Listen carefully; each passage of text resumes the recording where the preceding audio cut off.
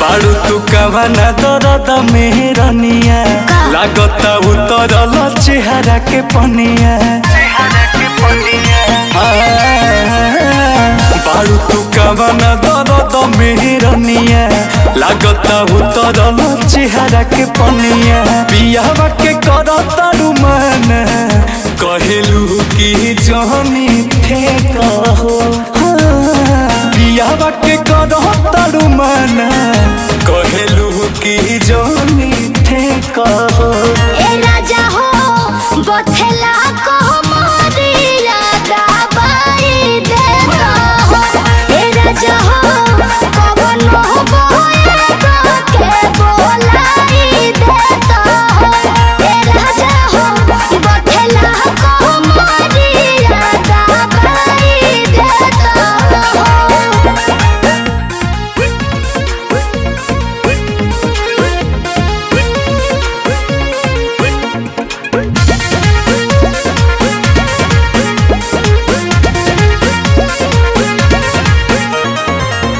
बुझलू न दिल के बतिया रही का पास रतिया।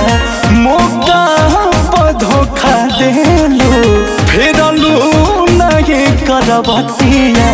मेहदी के दुख ना पतियाले मोर छुबो न देहिया होला बहुत दर्द। ऐसे न बेरियर लगाबो तनिका सहनियो देखो। ऐसे न बेरियर लगाबो तनिका सहनियो देखो। ए राजा हो बथेला को मोरिया दबाई दे हो। ए राजा हो कवन हो बोए के बोलाई दे हो। ए राजा हो बथेला को मोरिया दबाई दे हो।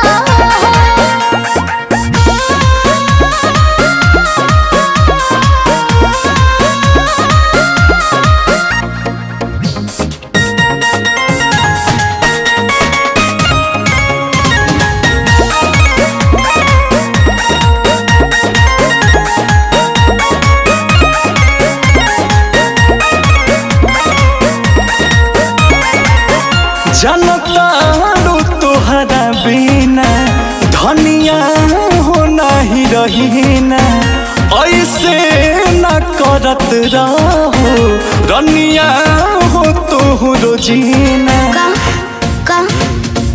से जिया पोछन भर नाही रहल जाला। अंकुश रह जाला दुखवा सहल जाला। सब धन हमारे नुहवे उसके तू जाने छे कहो। सब धन हमारे नुहवे उसके तू जाने छे कहो।